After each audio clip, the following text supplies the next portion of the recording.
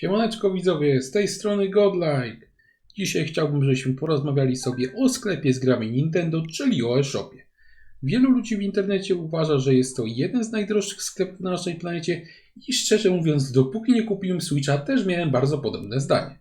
Jak to jednak bywa z wieloma opiniami w internecie, najlepiej jest akurat sprawdzić, jak to wygląda samemu i gdy w tą sprawę wgłębimy się bardziej, to szybko okazuje się, że zarówno ceny na eShopie nie są do końca takie czarno-białe, a sam eShop też w sumie nie jest taki drogi, na jakiego go malują. Najważniejsze jest jednak pytanie, dlaczego w wielu przypadkach jest tam po prostu cholernie drogo i na to pytanie odpowiemy sobie w dalszej części materiału. Zapraszam. Na początek sprawdźmy sobie, co konkretnie krytykują ludzie w tym eShopie. Znakomita większość narzekań na ceny właśnie na eShopie bierze się stąd, że ludzie patrzą na ceny gier ekskluzywnych na Nintendo Switcha i stwierdzają, że jak na takie stare gry, to jest tam naprawdę drogo. Sprawdźmy więc, jak kształtują się ceny eksów na eShopie i czy rzeczywiście jest z nimi tak źle, jak to piszą w internecie. Zacznijmy może od Xenoblade Chronicles 1. Ta gra ma już ponad 3 lata na karku, a jej cena w dalszym ciągu wynosi grube 259 zł. Ktoś może powiedzieć, że w sklepach cyfrowych jest to po prostu normalna sprawa i po prostu dużo taniej będzie na promocjach, ale wystarczy spojrzeć na wykres ceny, żeby przekonać się, że nawet ta promocyjna cena, jak za 3-letnią grę, nadal wynosiła ponad 160 zł, a to jest po prostu dużo, nawet jak za tytuł tak wysokiej jakości jak Xenoblade właśnie. Sprawdźmy teraz inny tytuł ze stajni gier ekskluzywnych Nintendo, a więc popularnego Super Mario Odyssey. Ta gra miała premierę w 2017 roku, a więc ma już 6 lat i na Steamie czy tam na PlayStation Store chodziłaby już pewnie sporo poniżej stówki. Natomiast jeżeli sprawdzimy, to na eShopie cena wynosi wciąż 250 zł, przy okazjonalnych promocjach na 166 zł, co jak na 6-letnią grę jest po prostu żałosne. Dokładnie ta sama sytuacja jest chociażby z Metroid Dreadem czy tam wieloma innymi grami, których ceny bywają po prostu zaporowe i utrzymują się całymi latami, strasząc nowych graczy. Czy gry ekskluzywne w sklepie Nintendo są więc drogie? Jak cholera. Co bardziej spostrzegawczy z Was, na pewno jednak zauważą, że eShop nie ma w swojej ofercie jednak samych gier ekskluzywnych i macie przy tym oczywiście rację. Powiem więcej, gier innych producentów w tym eShopie jest znakomita większość, a takie ochoczo eksponowane przez właściciela sklepu gry ekskluzywne stanowią jedynie mały procent ogółu produkcji w nim dostępnych. Sprawdźmy więc teraz, jak kształtują się ceny multiplatformowych tytułów w eShopie. Na pierwszy ogień pójdzie produkcja Ubisoftu pod nazwą Immortals Fenyx Rising, zwana też czasami biedną podróbą Zeldy. Sprawdźmy jej cenę. Jeżeli spojrzymy na wykres cenowy, okaże się, że w eShopie ta gra była dostępna niedawno w cenie niższej niż na PlayStation 4 czy na Xbox One, co dla wielu z Was może okazać się całkiem sporym zaskoczeniem. No ale wiadomo, jedna jaskółka wiosny nie czyni, więc nie poprzestawajmy tylko na tym. Sprawdźmy także inną popularną grę familijną pod tytułem LEGO City Undercover. Spójrzmy na wykres cenowy i ponownie okazuje się, że wersja na Switch nie jest jakoś przesadnie droga i uplasowała się pomiędzy wersjami tej gry na inne konsole, a cena jest jak najbardziej atrakcyjna, nawet podług wersji PS4 czy Xbox One. No dobra, to zobaczmy jeszcze coś. Może wciąż całkiem grywalne i całkiem ciekawe Final Fantasy XII w ulepszonej wersji. Zjeżdżamy do cen i okazuje się, że wersje na wszystkie konsole mają je na dokładnie takim samym poziomie. Czy na eShopie jest więc w ogóle drogo? To zależy. Jeżeli chodzi o ceny gier ekskluzywnych, to tak, to tam jest drogo jak jasna cholera. Natomiast w przypadku gier multiplatformowych, to ich ceny są często porównywalne z grami na pozostałe konsole, a czasami nawet kosztują mniej niż na PlayStation czy na Xboxie. Widać więc wyraźnie, że te dwa rodzaje gier trzeba rozdzielić i kierować się w ich przypadku innymi standardami, bo to nie sam eShop jest drogi, tylko gry Nintendo w eShopie są drogie, a to jest fundamentalna różnica. Teraz, skoro wiemy już o co biega, należałoby zadać sobie pytanie, dlaczego te gry Nintendo są tam takie drogie. Zacznijmy najlepiej od sprawdzenia, ile kosztuje producenta sprzedanie tam właśnie gry. Załóżmy, że jesteśmy deweloperami i zrobiliśmy sobie właśnie jakąś nową grę, którą chcielibyśmy sprzedawać.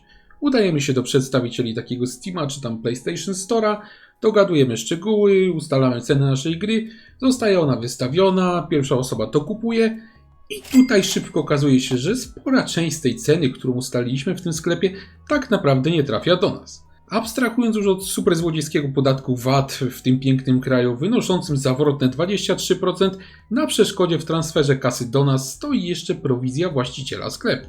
I wielu osobom wydaje się, że tam jakaś tam prowizja, no to będzie, nie wiem, 5%, no 10% i reszta z tej kasy po prostu trafi sobie do dewelopera gry, czyli w tym przypadku do nas. Nic bardziej mylnego, bo prowizje w takich sklepach są z reguły ustalone na poziomie aż 30% od sprzedaży gry. I tak, drodzy widzowie, nie robię sobie jaj, aż 30% deweloper musi oddać właścicielowi sklepu z grami z każdej kopii gry, którą on sprzedał i ma to ogromny wpływ na ceny gier cyfrowych w ogóle właśnie. Nas natomiast naturalnie najbardziej interesuje sprawa samego Nintendo eShopu. Skoro ludzie skarżą się, że tam jest po prostu cholernie drogo, to i pewnie ta prowizja jest tam wyższa, to należałoby też sprawdzić. Steam pobiera 30% od ceny gry, a tam ludzie na ceny raczej nie narzekają. PlayStation Store również pobiera 30%, natomiast tam ceny są już troszeczkę wyższe. Natomiast Nintendo eShop również pobiera 30%, czyli dokładnie to samo co w reszcie sklepów, a jednak różnica w cenie jest tam znaczna. Poza tym, jak pewnie wielu z Was zauważyło, właścicielem sklepu z grami jest Nintendo i deweloperem tych gier ekskluzywnych no też jest Nintendo. Także no i tak pełna kwota za te gry oprócz oczywiście VAT-u trafia do samego dewelopera. No dobra, no to nie wiem, może produkcja tych gier jest droższa niż chociażby na Playce. Powiem szczerze, starałem się znaleźć jakieś dane na temat kosztu produkcji tych gier Nintendo, ale takich danych po prostu w internecie nie ma, więc musimy zdać się na chłopski rozum, co akurat w tym przypadku nie powinno być trudne. Bo nikt chyba nie oczekuje tak naprawdę, że produkcja takiego Super Mario Odyseya czy tam Kirby and the Forgotten Land na Switcha kosztowała więcej od głośnego hitu Horizon Zero Dawn, zachwycającego ówczesnych graczy grafiką i o którym wiemy, że jego produkcja kosztowała około 45 milionów euro, a sama gra przy tym kosztuje w sklepie na promocji jedynie 45 zł i to z dodatkami, także ten argument także nam wymiękł. Spytacie, o co więc tutaj w ogóle chodzi i dlaczego te gry Nintendo tak trzymają cenę? I ja wam odpowiem, pomogą. Nintendo bowiem już wiele lat temu ustaliło sobie, że nie będą robić jakichś specjalnych dużych promocji na swoje gry, bo chcą po prostu, żeby utrzymywać ich wysokie ceny przez bardzo długi czas, a skoro te gry nadal się świetnie sprzedają, to nie ma sensu tych cen w ogóle obniżać.